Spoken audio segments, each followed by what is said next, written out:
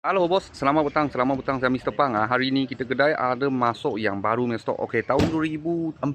Tahun 2014 Honda CR-V 2.0 punya. Okey, ini 4WD lah. All-wheel drive. Okey, harga jual 29,800 29,800. Just kita sudah spray cantik, lepas tu sudah buat cantik lah kereta, memang condition yang baik. Okey, dalam macam ni.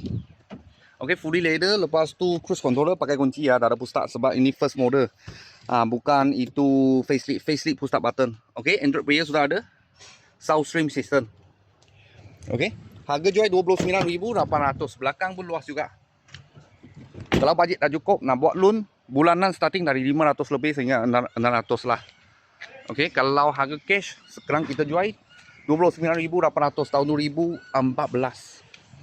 Honda CR-V 2.0 cc. Okey.